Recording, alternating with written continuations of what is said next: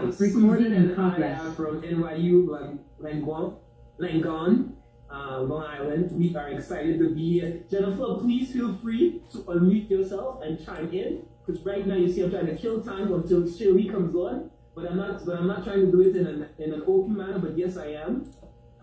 So please share with us. Oh, and here is Coach Shirley. Yes, You know, who's Ballerina? Ballerina McLeod or McLeod? Barina is also one of is a non-downstater who signed up. So what happened is all of the participants who signed up for the retreat, I reached out to them and extended an invitation to our PC week as an added bonus. All right. Hi, Ballerina. Welcome. Yes. So please, Marina, if you want to share, Jennifer, if you want to chime in, please do so. We are a very open, easygoing bunch here, very supportive, and we are chatty. And Mauricia sent me a private message that says, "I love your colors, Dr. Williams." Thank you, Mauricia. And your favorite color seems to be purple, and I think I have an opposed purple here, your icon. All right, so I see Shirley is here now. And Coach Shirley, I'm going to turn this off over to you. All right, thank you, Dr. Williams. Can everyone hear me? I don't know what happened, my camera just went off. Can everyone hear me okay? Yes, I can hear you. Okay, Yeah. so thank you all for joining us this afternoon. Can we all, if you can, because I don't want to feel like I'm just here by myself or I'm talking to myself.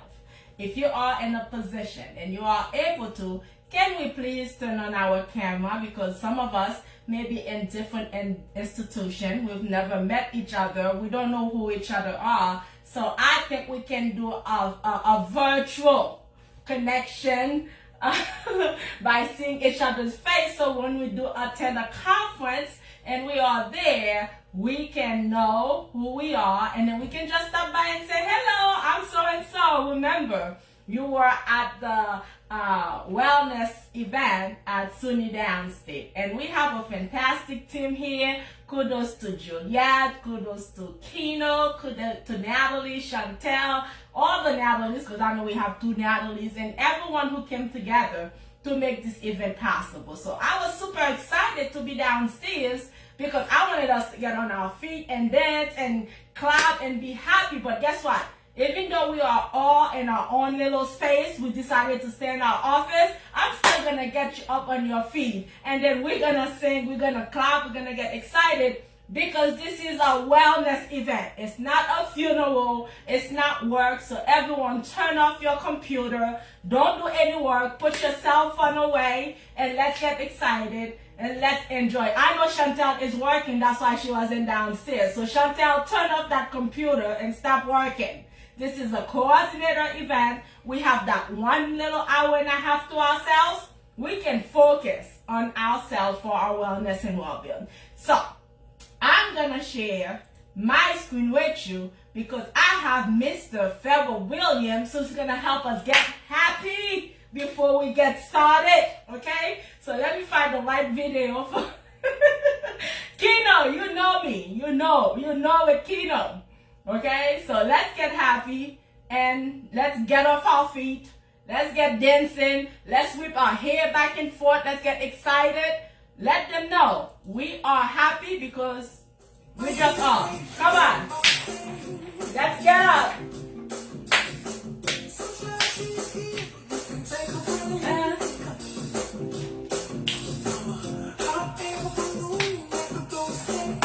I don't see y'all getting on your feet.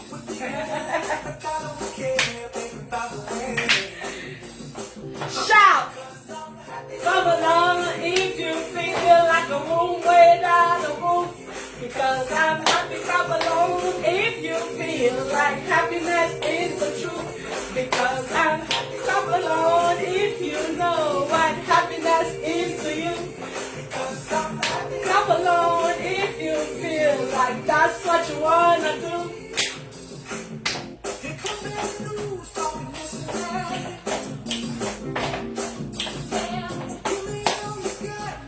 Hold it back.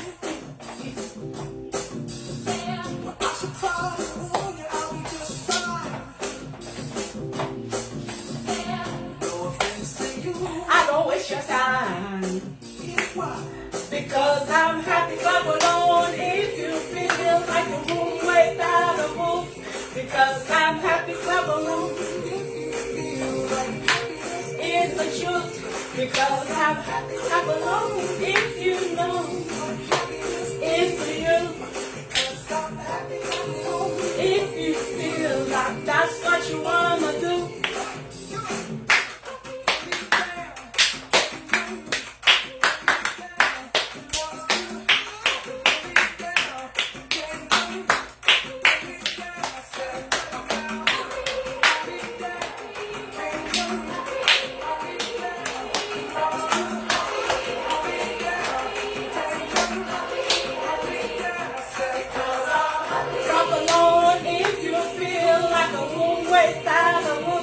Because I'm happy, clap alone if you feel like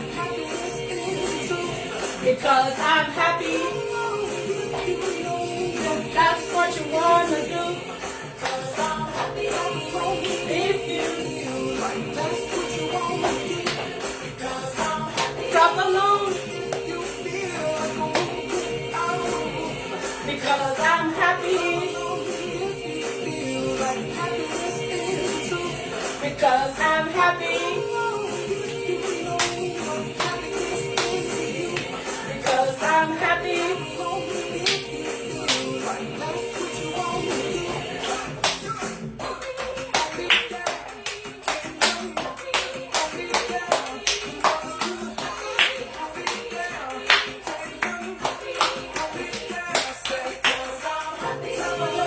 If you feel like a room without a roof. Because I'm happy, clap along if you feel happy. Because I'm happy, clap along if you know happiness is you. Because I'm happy if you feel that's what you want to do. Because I'm happy, clap along if you feel like a home without a roof. Because I'm happy, clap along if you feel like happiness is true. Because I'm happy alone, you know what happiness is you. Because I'm happy alone, if you feel like that's what you want. Woo! Alright guys, alright, let me pause this because New Haagen-Dazs Belgian. alright. So now I'm sweating, I got my workout, and I probably need a shower now, but I'm happy and I'm excited. And I hope you guys were sweating just as much as I did. Because guess what? We all have a very, very stressful job. Whether we want to believe it or not, whether we love it or not, our job is stressful. Okay, we can all agree on that. So, today we're going to be talking about recharge and reclaim. What do we mean by that? And what is that for GME professionals, right? So today we're going to be discussing wellness strategies to decrease burnout and as GME professionals. We all, if not all of us, at some time or some point in our lives, we experience some type of burnout at whatever level. So just before I go on, I want to share a brief experience with you. So let me have a sip of water because guys, I did get a workout.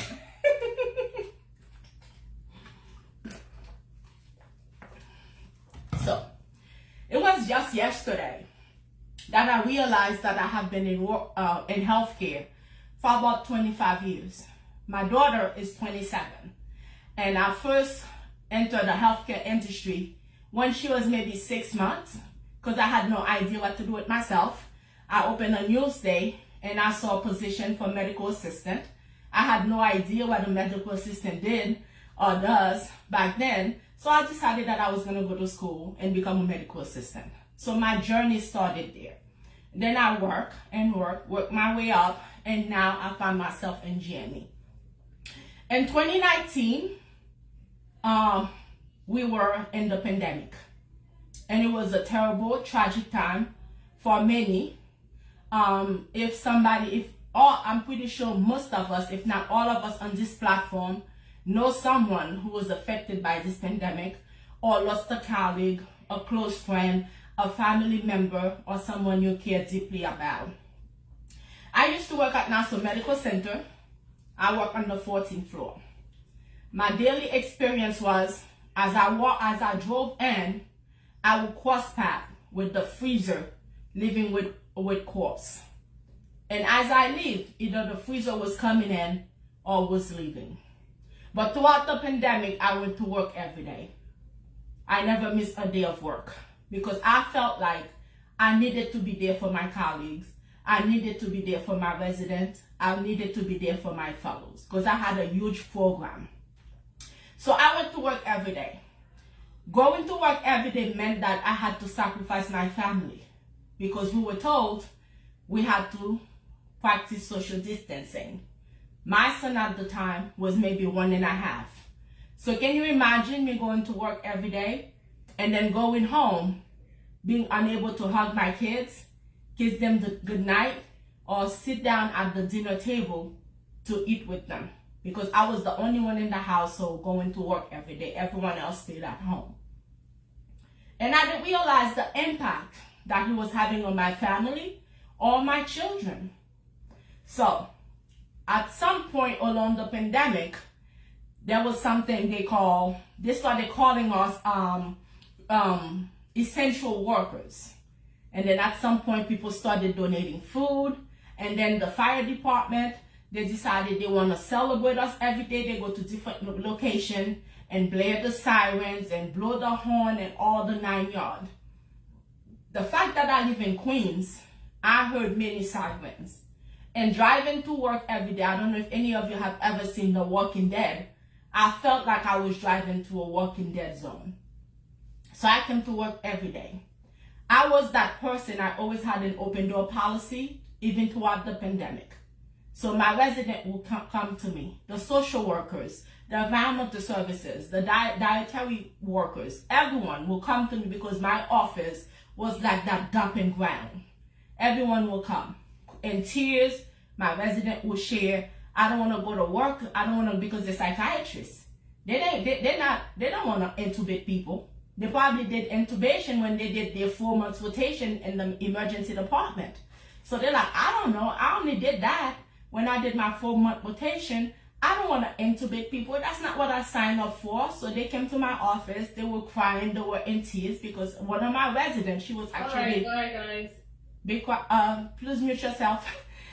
One of my residents was actually in remission because she had cancer, and we couldn't exempt anybody from going. And I remember her coming to my office in tears, crying, and all I could do at the time was hug her and provide the support that I needed. But yet, everything was still being dumped on me, and I had nowhere to dump it back. I was this sponge just sucking in everything. And this is something that we all face every day in our daily life as program coordinators, administrator, manager, whatever the title they want to give us. This is the things that we deal with every day, right? So I remember one day I was in my office and there was an email sent. I missed that email. But as I sat in my office on the 14th floor, I just heard the siren blazing, the horn honking. It was going on and on and on and on. At that time, I just went under my desk and crawled. And as I'm saying this, I still get chills. I just went under my desk and crawled and just kind of put my hands over my ears, and I'm like, Lord, please make it stop. Enough. Too many people are dying. Just make it stop. And the stress was just building on me. It was just building on me. And I remember I called one of my residents, Dr. Nazar. He always called me boss. He was so humble. And then as he walked in my office, he just saw me. I called him. I said, hey, I don't feel well. He said, you need to go to the emergency room. Because at that point, the left side of my face was drooping. I was getting ready to have a stroke. He took me to the emergency room. And they did a CAT scan. They did see I had a black spot. But sure enough, I've never had high blood pressure. My blood pressure was 150/100. And that was like over the top for me because I've always had baby blood pressure. So I went there. Thankfully, they caught it on time. And then I was okay. It was at that point that I made that decision that I was going to pack up my family and move. But yet I kept my job. I was traveling back and forth from Georgia to New York. And I would come just to do my job until at the point where I decided that I was going to stay in Georgia, and I found a job in Georgia. But there was something inside of me that was still eating me alive, because I've been working in this institution. I've bonded with people. We were like family. And I'm a New Yorker. I live in New York for over 30 years. So it was like I left New York, but I never left New York, because I constantly came back. Even after I had a job, I had other responsibilities. I still came back to New York every now and then. I found that job. It wasn't good enough for me, because later on I realized that their core values did not align with mine. So I left that job. Then I accepted another job at a huge institution where I was the institutional manager. I said, oh my goodness, what is going on? I left bad for worse. And it was at that point that I went home and had a conversation with my family. And I needed to have that conversation really fast. Because in our community, our Black and brown community, we have this stigmatism that we don't do therapy. If we go to therapy, we'll be labeled as crazy, as whatever else. So we like to suffer inside. We like to take everything else and not go for therapy. So it was at that point that I found myself in a dark web that I knew that I needed to pull myself out. So I sat down with my family and had the conversation. And I gave them two options. The first option I gave them, I told them, it's either that I leave my job, it's either I stay in my job and then I'll be dead in 2 months, or I quit my job and I will be around for you guys. I was at that point, I decided that I needed to quit my job, because at that point, I realized that I had nothing more to give, that I needed to take care of myself.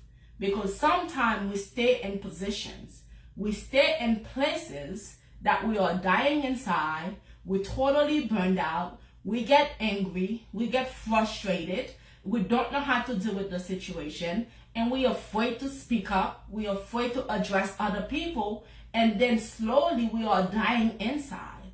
So I had to make that decision, not just for myself, but for my family. Because at the time, my son was just 2.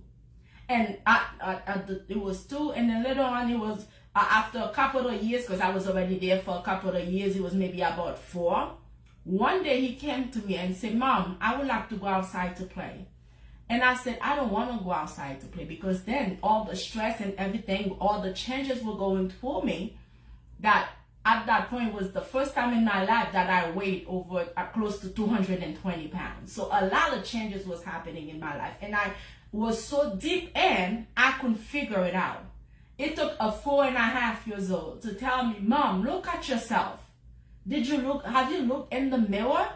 The mom that I had in New York is not the same mom I have in Georgia.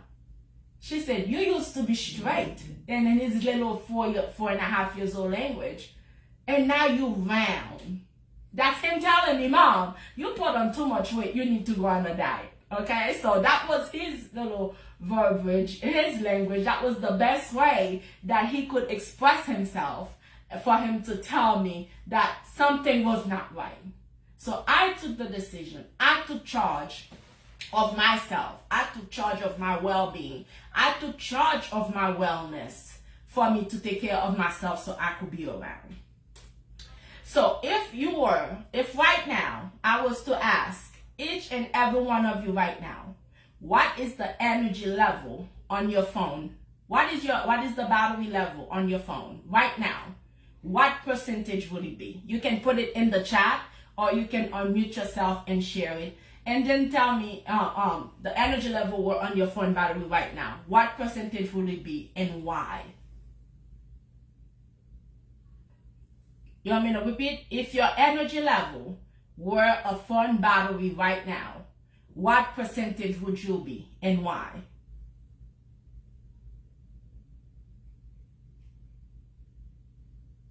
Everybody's battery is full. Everyone is full of energy. Everybody's excited. Everyone has no issue. Everyone has no problem. I guess GM is doing a fantastic job and none of us feel burned out. Is that what the case is? 63%, Takia Swabi. Can you switch? So that's your energy level, 63%.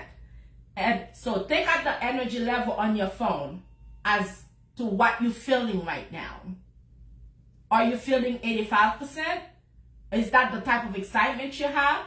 Or are you feeling 45% because you're tired, you're exhausted, you're emotionally drained, and you cannot wait for 4 or 5 o'clock to go home? Right? So, let's acknowledge the position that we all here hold, 30%. Natalie. And I can understand why you are 30%. You have a whole institution, tired and emotionally drained. I hear you, okay? So the position that we hold as a GME professionals is a complex and pressure-filled world.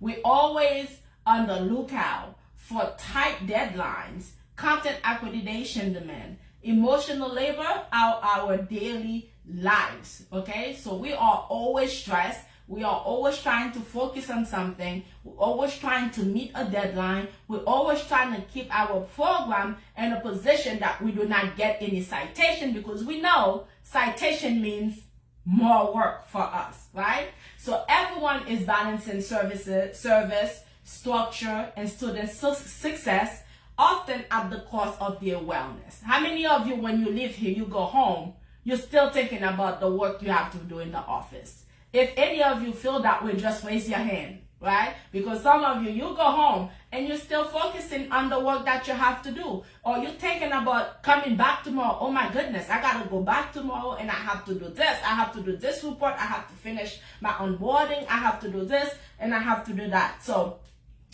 burnout doesn't only affect residents, because everyone focused so much on the residents' burnout, but the program coordinators, the faculty, and the staff, sometimes we get forgotten because we are the one to hold the fort. So we always appear that we on point, we can get it done, we determined, we love the job that we do, so we go above and beyond, while in the meantime, we're getting burned out. We're getting tired. We are emotionally drained. We are physically drained. And sometimes those who pays the cost is our family member. Because when we go home, we're too tired to eat dinner. We're too tired to prepare dinner. We're too tired to play with our children. We're too tired to do anything. We must, as programs coordinators, we juggle with compliance, scheduling documentation, and emotional support with little downtime. Remember at the beginning of before I started, I share how I was the sponge that everyone, I was the dumping ground that everyone comes in and dump everything, and as a sponge, I just suck it all in and I had nowhere else to go and dump it, right? So very often, faculty and staff are navigating mentorship, clinical duties, and administrative responsibility, all of which compound stress on the program coordinator or administrator, whatever title that we may have based on our institution. Today, I want to remind you that wellness is not a luxury. Wellness, it is a leadership responsibility and a professional necessity. Wellness be embedded in the culture, not added as an afterthought. Because sometimes the program coordinators, the program faculty members, our wellness is kind of like an afterthought. As long as the residents are happy, hey, forget the program coordinator, forget the faculty, they be okay, right? So the second thing is it drives engagement, retention, and high performance when the staff is happy. If you're a happy program coordinator, what happens? Your program is a happy program. Your residents are happy. You do the best. You're always excited. You come in with peace and joy in your heart, and you're ready to address whatever issue, and then you go home. Okay? As leaders, we must model self-care.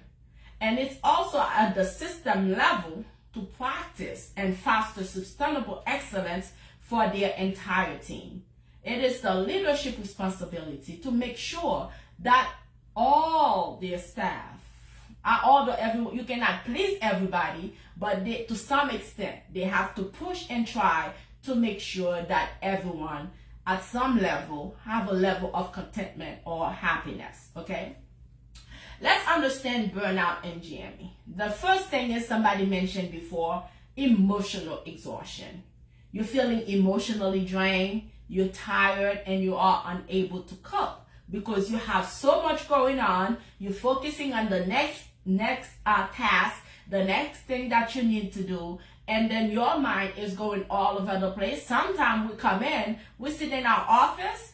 If we're lucky, we eat at our desk, we drink at our desk, and we're glued to our chair until it's time to go home. Unless somebody say, well, unless your bladder really acts up and you're like, oh my goodness, I need to run to the restroom. That's probably the only time you get out of your office to take a walk, right? The second thing is depersonalization. We develop a detached or cynical attitude towards patients, colleagues, or our responsibility. We're like, I'm tired of this. I don't want to do this. And when people talk with you, I'm like, I don't have the time for this. I don't want to be bothered. You know, we're just like, enough is enough. We kind of lose control of ourselves. And then the third thing is a decreased sense of accomplishment. We feel unproductive, ineffective, or that your work has little value or meaning. How many of you here ever feel like you are not appreciated in your position? You feel unappreciated. You feel like you're unseen. You see that you go above and beyond in all the work that you do. No one ever said thank you because they feel like, well, you get paid to be here, so you should be thankful for that. Have anyone ever felt that way? Right? So, some of the common causes in GME is administrative work overload, because sometimes the people in our department or some of our administrators in the departments, they have no idea of the work that we do. So they think it's okay to come and drop some extra administrative work on top of all the deadlines, on top of everything that you need to do, and figure that you'll have the time to get it done. And then the second cause may be poor work-life integration. And then the constant accreditation pressure. I know how that feels, because we always have something going on. You have the internal, you have the external, you have your PD, and you have the resident. There's always someone coming at you, asking you for something or wanting something from you. And guess what? Sometimes many of us have very limited resources. And some of us feel like we have the lack of recognition. And most of us, we don't know how to set boundaries. We'll go home, the phone rings, we answer the phone. Well, guess what? I am very thankful because God has given me the gift. Once I leave work, I forget work until I come back here the next day. You can call my phone, you can break my phone. My time is my time. Once I leave work, I detach myself from that. But guess what? I wasn't always like that. I had to go through the process of being burned out, of being in that dark web, because I remember when I work at my last job, sometimes it'll be 11 o'clock, 11:30, I'm still in my office. You know why? The first thing was due to poor time management, and because I wanted to be there for everybody. My door was always open. I had an espresso machine. My office was set up like it was a therapy room. I had candy. I had plans. Everyone want to stop by and talk to me, and the whole day will go by until everyone goes home at 4 o'clock. Then I'm sitting in my office from 5 until 11:30 at night to make sure I complete all the tasks and meet all the deadlines that I needed to meet. So I had, at some point, I needed to set some boundary, not just for myself, for the program wellness, for the resident wellness, because if you are not in a good space, how can you help anyone else if you're all burned out, right? So I'm gonna share with you now some proven wellness strategies. The first one is micro recovery moment. This is that time of the day where you get up and be intentional and say, I'm gonna get up, I'm gonna take a walk. Even if it's for 5, 10, 15 minutes. I know some of y'all looking at me like, which program does she work for? Where does she think we get this time? But guess what? You have to create that safe space for you. Remember, I forgot which president said, when we say, what can your country do for you? But why don't you turn around and say, what can I do for myself?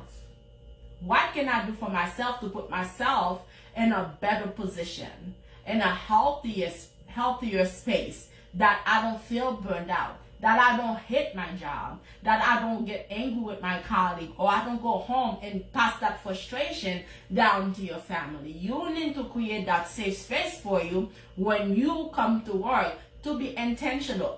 Sometimes I am guilty of that myself. But what I've learned to do is to just turn off the light, turn off the screen on my computer, and put my head down. Or I say, you know what? I want to go buy a bottle of water. Even though I have water in my office, I get up, walk outside, get a bottle of water, or get some fresh organic juice and walk back to my office. Because sometimes we need it. We need to learn to step away, recharge, and return. Okay? The other thing you can do while you are in your office, you can try the box breathing exercise. The box breathing exercise is you do the 4-4-4. You inhale for 4 seconds. You hold it for 4 seconds. You let it go, and then you repeat it again. You do that for 90 seconds, even though you're sitting in your chair. Sometimes, as I sit in my office, I'm like, oh, I could turn this into a gym. And I'm sitting here and I'm going 1, 2, 3, 4, 5. And then I'm going like, I'm doing my little chair exercise to twist and turn to just trying to relax my body. So we can use every tool that we have to benefit us. Some of us, when we think about going to the gym, we think of it as a punishment. But you don't have to see the gym as a punishment. You can do something that you like. It doesn't have to be physically at the gym. It could be in your office. You put on some music, you dance. Or you going home, you put your headphones on, you dance. Or if you like to jog, you get up and go jog. If you like to ride your bicycle, you get up and ride your bicycle. You're doing something for you. This is your personal time. And if that personal time should be the time that you go inside your bathroom and lock the door, put the music very loudly so you cannot hear anybody, that's your personal time. You use that to do just that. The second thing is connection and community. One of the things that I love about Downstate is the coordinators platform. How we all are able to come together to support each other. I'm going to be honest. When I started my job, I wanted to leave the first week. But thank God for the coordinator forum. You can't want to leave the first week. And you shouldn't be. No, because you know what, I did. I'm going to be honest. But because of the coordinators platform, because of Keno and Juliet, and I was able to call them and vent and say, hey, this is what's going on. They say, hey, don't worry. We're going to help you. Whatever question you need, just call us and be there so that we can help you. We will support you. And the key thing is because I had prior knowledge, but if I had no prior knowledge, it would have been extremely hard for me. So I understand some of you who come into a position with no prior knowledge of GME, because it's not something you learn overnight. But when you do have a good support system, you will stay in that position, you will adapt to it, and then you will own it. What's important in our position, we must learn to own our position, to own our space, and do the work that so many of us enjoy to do. That peer support at any institution is very, very important. We should also encourage social check-in, huddles, and non-work focus time, okay? Next thing that most of us don't know how to do is time boundaries. We need to have time boundaries. We need to have focus time. Avoid always on culture, batch email reply, define off hours. That off hours, we're responding to email, we're responding to phone calls. We need to set time boundaries. Once you leave work, this is your time. Whatever you need to do for yourself to recharge, to rejuvenate, for you to return the next day, you need to learn to do that. And you must set realistic deadline and communicate capacity. You must set realistic realistic deadlines, okay? The other thing that is important, some of us sometimes we feel that we are overlooked, is meaningful recognition. The other thing that I love about Downstate, our program coordinator platform, you get recognized for the work that you do. You get the appreciation, the acknowledgement for what you do, whatever your contribution is, whatever that you do, you are someone let you know that they appreciate you. They love the work that you do. You are supported. And we can do peer-to-peer appreciation. We do not have to wait for the institution to acknowledge our work. If you work with somebody, tell them thank you. Say, I appreciate you. Bring them a little candy. Bring them a little whatever, a little thank you card, a little gesture can go a long way. And we can do that in our own home as well to help tell people that we appreciate you and, you know, the love that you do is appreciated. The fifth thing is mental health access and resource. We must normalize the use of AEP in therapy or coaching. These tools that we have, we must normalize using them by removing the stigmatism that is attached to therapy. And all of us here should have a coach. I use Juliet and Kino and everybody else on this platform that I know as a coach. If I have a question, I call them. There was a point I think Chantel was tired of me because I would call her, and when I call her, I'm like, I'm so sorry, Chantel, but do you have this? Do you have that? I would call her. So it's good to know that you have someone you can lean on, somebody you can reach out to if you have a question or concern, and then they will help you get back and reset, okay? And we can reach out to our GME office here. Everyone is always willing and able to help and assist. The sixth thing is your personal wellness kit. You must create a personal wellness kit. You can do that by journaling. Write your journal or do gratitude practice. And make sure you hydrate, you drink a lot of water, and the movement, as I share, I'll be in my chair, I'm doing abdominal crunch, or I'm doing chair twists, or whatever, I'm stretching, I'm doing whatever it is. So there's certain apps that you could use to help you. You can go to YouTube, even while out in your office, put in a relaxation music to help bring you to center you. Or put on, I have the pastoral service, one of them always come on this floor. And one time she saw me in the hallway, she said, I didn't hear your music today. Because whenever I'm in my office, I'm always playing a music. I'm playing something. And you might even hear me singing. Because I do that to keep me grounded, to keep me focused, to help me relax. And one other thing about me, I'm always smiling. I don't know, even on a bad day, I smile. I think this is one of the greatest gifts that God gave me. So today, our key takeaway for today is burnout is not a personal failure. It's an occupational risk, okay? Recognize it as a sign of systemic strain, not individual weakness. It's not your individual weakness. So we must learn to separate that work-life balance that we talk so much about. We must learn to balance our personal life and our work, okay? And you must always learn to celebrate every small wins, okay? You complete your onboarding, celebrate yourself. You complete your orientation, celebrate yourself. You complete your EAP, celebrate yourself. Whatever it is that you have going on into your program, celebrate yourself, because every little small habits leads to long-term resilience. So learn to celebrate the little win, the small wins. Learn to celebrate them, okay? We tend to say wellness is a system responsibility. We can hold each other accountable, take care and check in on each other. It's not just an individual effort. So we can come together and check in. If I don't hear from you, hey, how are you doing today? Is everything okay? Do you need any help? I know we're all busy, but we can never be too busy to check in on each other, okay? Connection and recognition reduce isolation. Let's stay connected to reduce the isolation.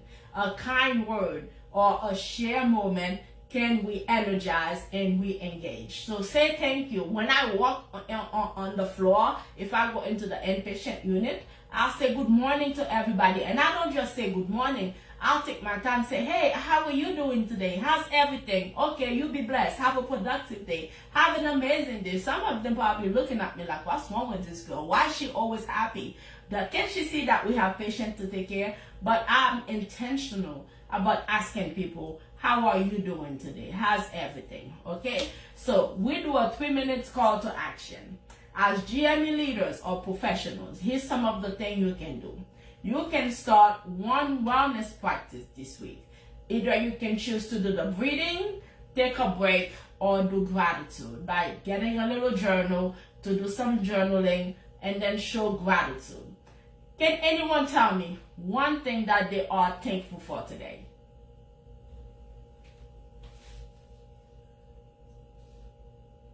Anyone? One thing you are thankful for today. You can feel free to unmute yourself and share. This is a wellness event. We should be connecting with each other, talking to each other. This group and this week. Yes, this group and this week. Yes, this is an amazing week, but I hope we can do it more often. We can all come together maybe once a month from different institutions. Come, do a little meet and greet, connect with each other, get to know each other, my healthy family and my supportive colleague. Yes, we all have something to be thankful today. One of the things that I'm thankful for is because it's been a long time since all 4 of my children have been together in the same room, because some of them grown up, they have their own life, they want to do one thing. It's either 3 of them here, the other one is never there. So I'm thankful because all 4 of them are able to be in the same room with me. So I'm super excited about that. And of course, for this coordinator retreat this week, okay? We must schedule or lead a wellness check-in with your team, with your colleagues, with your peers. So we must do something like that. And the third one is advocate for your institution to support staff wellness initiative. And SUNY Downstate, Kino, and the whole team is doing just that. They are advocating for wellness initiative for the program coordinators, administrators, and managers, whatever our titles may be. So, and also they created a wellness toolkit that they shared, and I think maybe after that, Juliet or Kino or any of the team can share that with everyone if you don't already have it. They have an amazing wellness tool that they created to share with with anyone who may need it. So you guys can reach out to them and ask them to share the toolkit. Okay, so originally, I don't know if we have, Kino, how are we doing on time? Or Juliet, how are we doing on time? Great on time. We're doing great? We are at 2:33. Okay, all right. So, that, I don't know, everybody's camera's off except for Jennifer.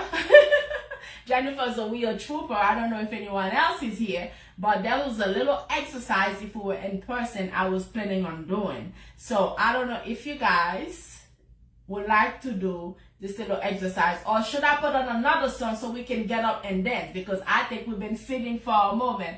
I love dancing, I enjoy dancing, and I enjoy singing in the shower. I don't know in public, but I enjoy singing. I enjoy singing in the shower. Because I had brought everything with me downstairs. Now I don't know where anything is. Give me 1 second. So this is supposed to be a wellness event. So I had a mini burnout self-assessment that I had printed out for everyone. Let me see if I could share it on the screen, and then maybe you guys can answer these questions for me. Because let me see. Hold on 1 second. So many things open on my desktop. Let's see if I could get it open, and then we can answer that.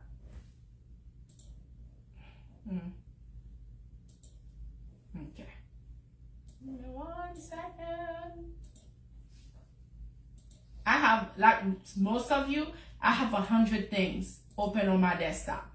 Okay, how many of you keep things open on your desktop so that you can follow up on that? Okay, I was just here. I think I just minimized it. And my screen is not allowing me to open it. Let's see. Come on. I cannot open it. All right.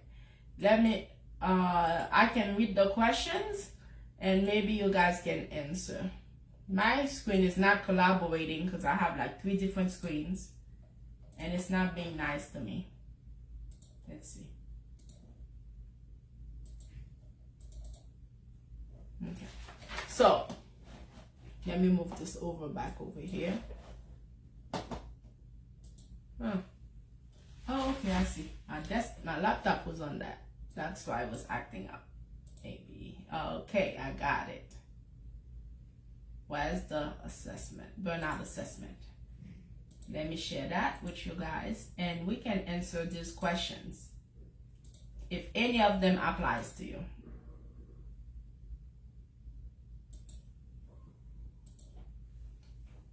So, this is a little burnout assessment that I had created to share with everyone when we, for those of you who are going to be in person. So, on a scale, well, the statement is never, sometime, often, or always.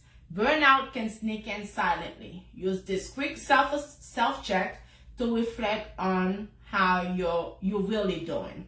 The instruction is with each of the following statements based on how frequently you experience them over the past 2 weeks. Now we're going as far as back as 2 weeks. The first one is, and you can put that in the chat, okay? You can put your answer in the chat if you like to, but you don't have to, okay? Oh, did I stop sharing? No? Okay. You're still sharing. I'm still sharing. I dropped the link to the wellness toolkit in the chat as well, so please can click on that. Thank you, Kino. All right. So the first one is, you guys can put your answer in the chat. I feel emotionally drained at the end of the workday. The answer should be never, for 0, sometimes, for 1, often, 2, always, 3. This is the first one. I feel emotionally drained at the end of the workday. The second question is, I find myself becoming less compassionate or more irritable with colleagues or learners. I find myself becoming less compassionate or more irritable with colleagues or learners. Never, sometimes, often, always. The third question is, I feel a sense of dread or resistance when starting my workday. Never, sometimes, often, or always. Fourth question is, I question whether my work makes a meaningful impact. Never, sometimes, often, or always.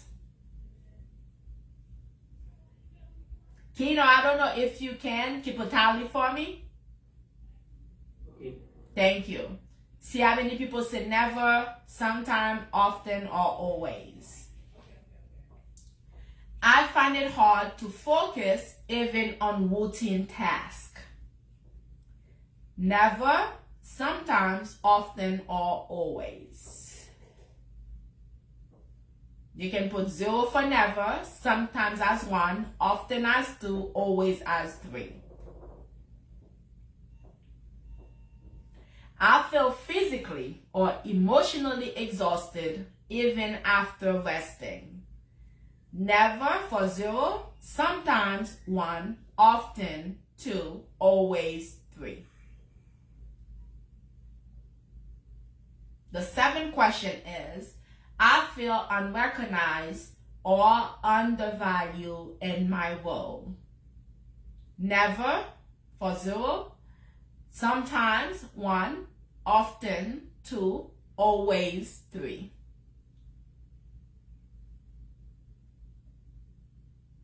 And the last question is, I struggle to disconnect from work even during personal time. I struggle to disconnect from work even during personal time. Never for 0, sometimes 1, often 2, always Always 3. And if anyone would like for me to share this mini burnout self-assessment, please let Kino or Juliet know. I'll be happy to send it to them and then they can share it with you. Okay? So, this is our mini self-assessment. Let's see how we did. So, Dr. Williams, how many people said never?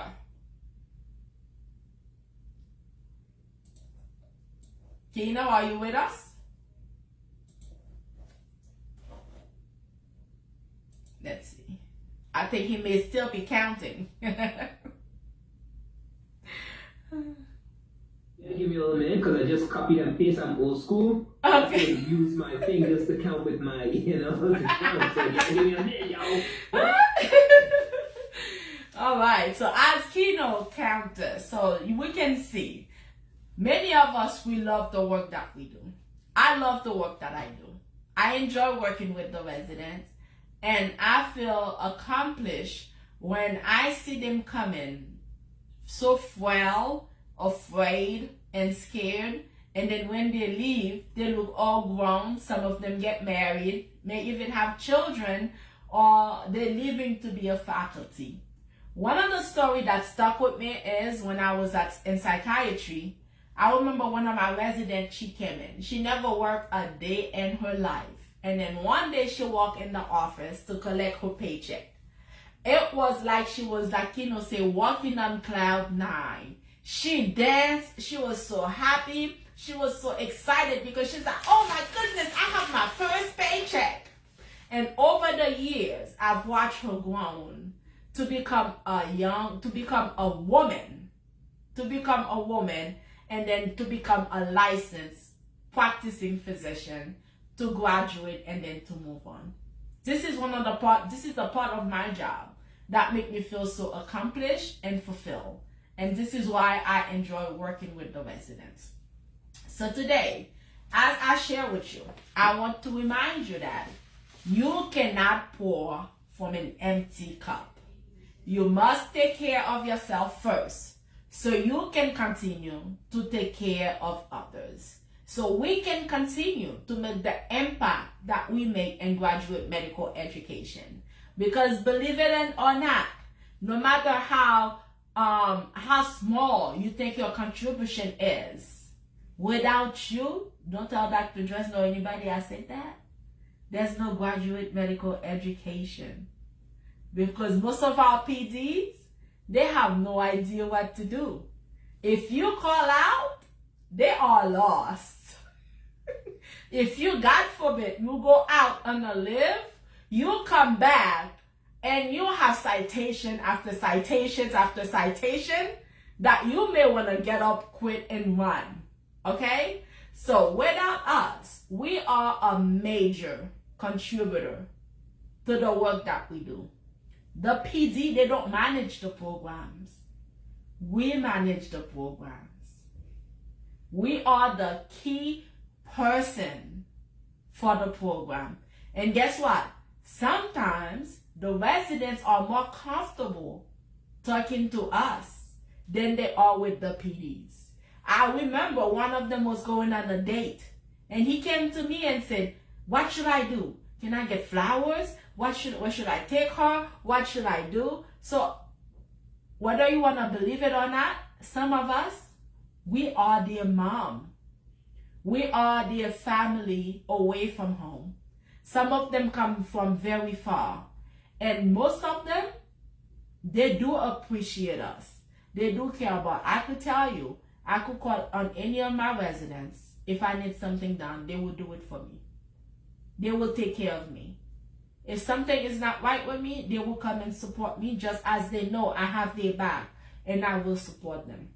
So my key takeaway for you today is to take care of yourself. You cannot pour from an empty vessel. You need to have a full cup in order to share with others. Okay? I'm going to ask you guys, next week I would like to start a 21-day intermittent fasting. Have anyone ever done an intermittent fasting before? Does anyone know what intermittent fasting is?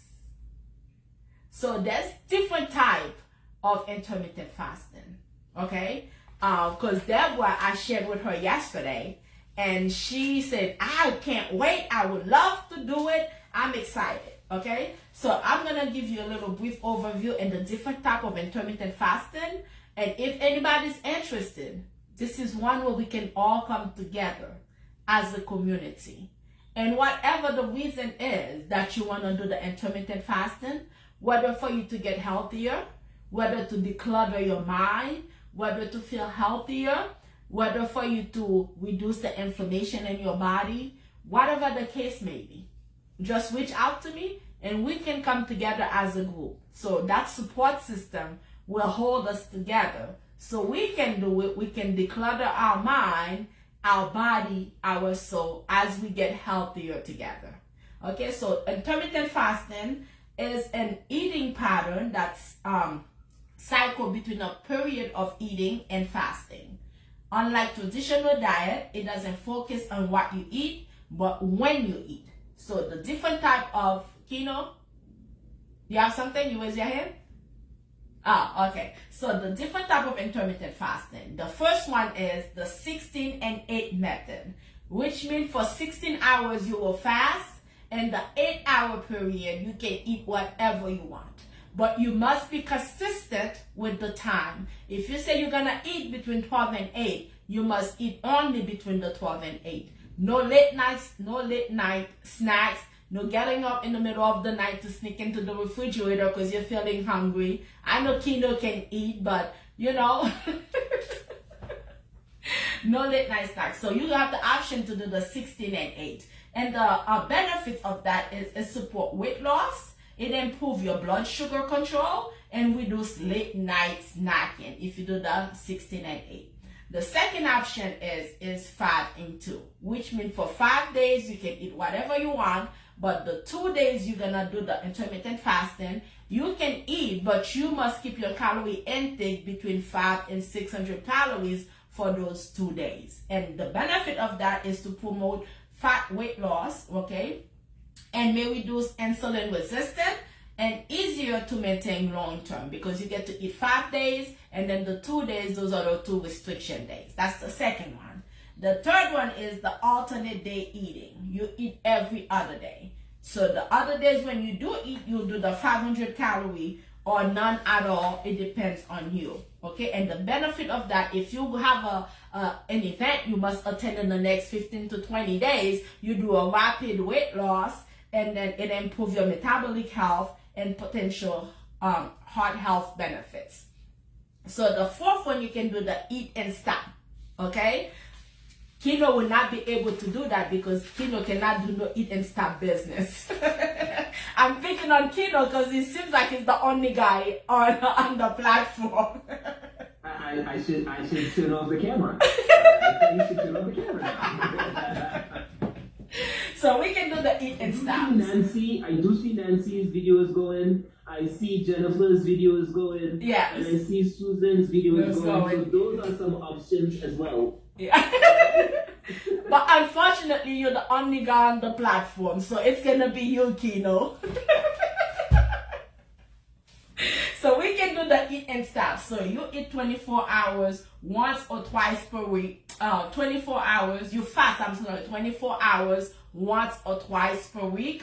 And then you eat dinner to dinner. That's the intermediate or advanced faster. So if you are new to this, you're a beginner, I would not advise you to do the more advanced stuff. I would advise you to start small and slowly you increase it until you become more comfortable into that. So if you do the eat, stop, eat, the benefit of that is to boost your fat burning, may support your cellular repair, your autophagy, and increase growth hormone level. The fifth one is the warrior diet. I've done that one before. You fast 20 hours and the 4-hour period you eat within that 4-hour period. And then the benefit of that is enhanced fat burning, may improve mental clarity. If I needed to improve my mental clarity, so I did that, and it encouraged nutrient dense eating. So I was eating more healthier.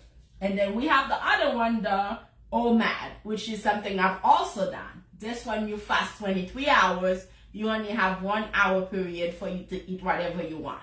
But you must be consistent with that because this one is for more experienced people. So you must be more consistent with that. So this one is extreme calorie control.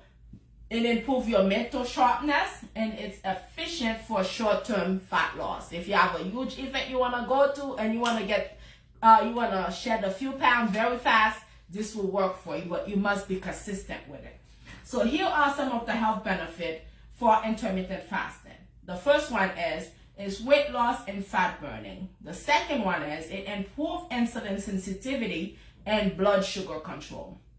The third one is it lower inflammation. I must share with you, I suffered with a lot of inflammation because I had back surgery in 2017 and everything in my body hurt. I swept a floor, I was in pain for 2-3 days. After I did that, when somebody said pain, I said, what pain? What are you talking about? Because it did help me and totally improve my body because the inflammation in my body I was able to decrease the inflammation in my body. And then it increased mental clarity and focus. Those would love to do this. Can you send us all of these? I would love to do it, of course. And I will share my phone number so you guys can contact me if you have any question and my email so we can stay in touch. Support for cellular repair and longevity. The next one is improve heart health markers like your cholesterol and your blood pressure. The last one is it may reduce risk of chronic disease like type 2 diabetes or Alzheimer's. Now, let's see who should do this. But before you start any of this, I will encourage you to consult with your doctor, do your research, and see which one will work best for you before you jump in and you decide to do it. Okay? I love that disclaimer. Yes. I love that little disclaimer right Of there. course, because intermittent fasting is not for everybody. Not everyone can do it.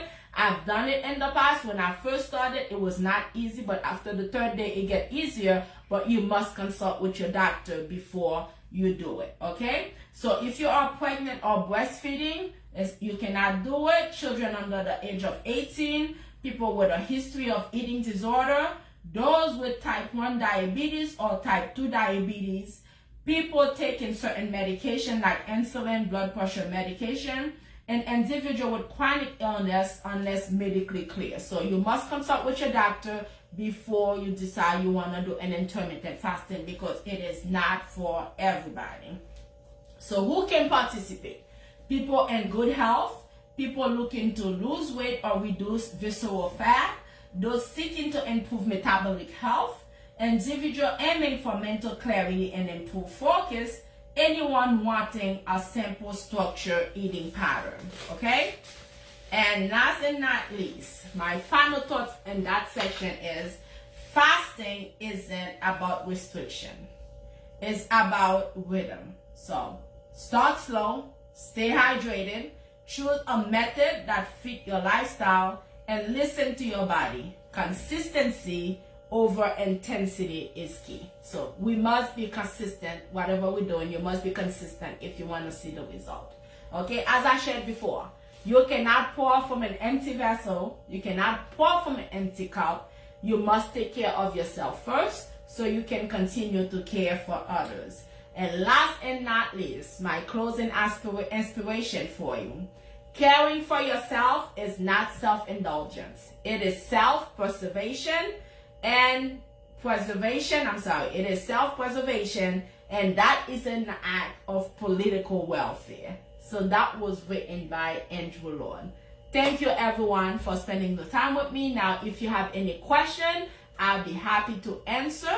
And if you'd like to have my phone number, I was hoping everyone will be in person today, or some of you will have been there because I did create little wellness kits for you guys, but you guys are not there. But if you guys are here on Friday, I will bring it with me. So those of you who did not get one today will get one on Friday. If you have any question, would love a copy of your slide if you're willing to share. Of course, I'll be willing to share my slide and all the documents that I shared with you guys today. Any questions?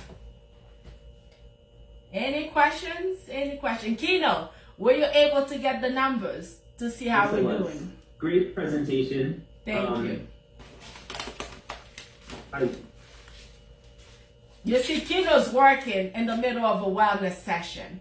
This is the things we should not be doing, okay? This is what we should not be doing. This is our wellness session. We should be taking care of ourselves. This is why it's important to set boundaries, to differentiate between work time and personal time, or time for you to take care of yourself. Awesome job. I love your energy. Thank you so much for presenting today.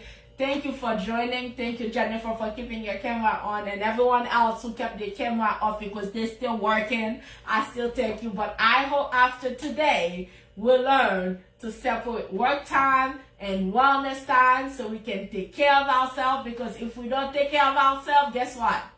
We cannot help our residents. We cannot help our program. We're going to be angry with ourselves. We're going to be angry with other people. We're going to be snapping at people because we're not taking care of ourselves. So take the time to take care of yourself. Taking care of yourself does not mean you're selfish. It means you love you first, okay? You must love yourself first. Know how to love yourself before you can love anybody else. I must love myself first before I can love Kino or any of you on here. So I'm going to tell you something. We need to, I see a lot of requests for your slides in the chat. Yes. And your info, but we probably need to bottle you and send you out to everyone as well. Yes. All right? Because I'm gonna tell you, we spoke about, we didn't speak about your presentation, and when I didn't see any slides and stuff, I was a little hesitant. Okay, but your personality carried this entire 1 hour 30 minutes, and it was exactly how you started off. You were happy from the start to the end. Because I'm happy, come along if you feel that. Come on. Should we put because I'm happy? Yeah, share the statistics. I did do some of the tallies. For most of the questions, people fell between never, often, and sometimes. There were very few persons who said always. In fact, sometimes Ran was the leader in every category, in every question that we discussed. And I think that's how most of us feel in general. We often feel stressed, burnout. Sometimes it's never like it's always on us. But I think it is at certain times of the month or the year, you see those increases, like orientation, getting everybody on board, recruitment period, you know. But for the most part, everyone said sometimes and often. Never followed next, and then always rounded out the number. But always was very small in the time. Yeah, so that means we have a lot of work to do for some of these questions. We have a lot of work to do. We must learn to take care of ourselves. We must learn to set boundaries. We must learn to separate personal life and work. Once we walk out of the office, I tell everybody, even from my previous job, I love you all from 9 to 5. But once I walk out of the office, I don't know you, don't call me, don't talk to me unless we're going out to happy hour. Do not call me about work. That's the only time I want to talk to you, if we're going to happy hour. Because guys, burnout is a serious thing. It's a serious issue, and we must take it serious. We must take care of ourselves, because other than that, you're going to find yourself in the position that I did find myself, because I was in a dark web where I isolated myself from people. I isolated myself from my family. I isolated myself from my kids, to the point that I really felt that I was going to die if I didn't do something. So do not allow yourself to get in that position. If you need to take a break, if you need to take a vacation. But guess what? The thing that no one wants to tell you, if you were to get up today and leave your position, you are replaceable. So it's important. So I'm running here, and we're at the end of the day. Thank you, Yes. Shirley. So we have recorded every session so far, and what we will do is on either tomorrow or Friday, I will send out the video recording of every session so that persons have it. In addition to that, I'm going to ask that Shirley send me her slide deck or her information, and we'll do that as a PDF. The toolkit will also be included in that email that's going out. So you're going to get one email that has everything all in one And also I'm gonna ask you, I'm also gonna set up an evaluation for you guys to tell us how the day went.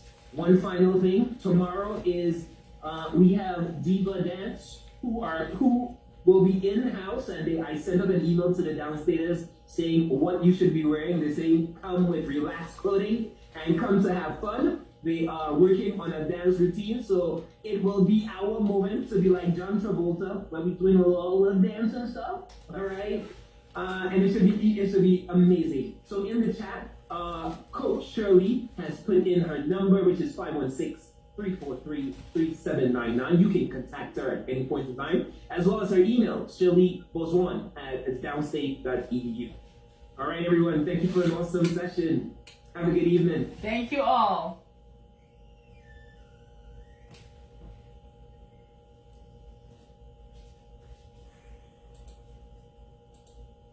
Hello everyone. Thank you for joining. I was presenting this week. We have a coordinator, program manager wellness event at SUNY Downstate. And of course, you know, your coach, your number one coach, your favorite coach. Thank you, Ambassador Dolean, your favorite coach. I was asked to present on health and wellness at my job. So we had it virtually because people are still busy and a lot going on. But on Friday, we're going to be in person. I will also be moderating. I will be moderating and presenting on Friday. And I will do my best to go live so you guys can join if you are unable. So I thank each and every one of you for joining the live feed today. And I hope you were able to learn something or get something, if not learn, get something to help you so you don't burn yourself out, because we all have life challenges.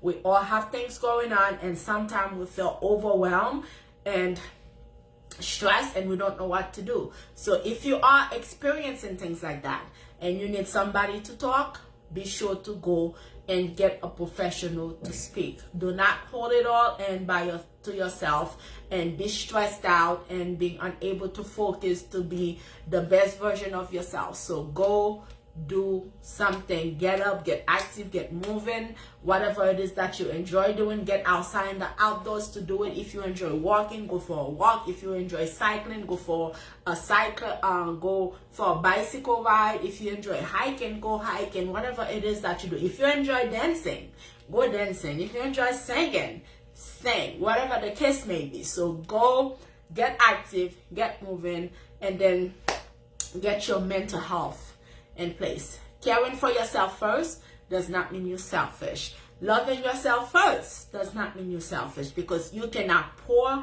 from an empty cup. You cannot pour from an empty vessel. You must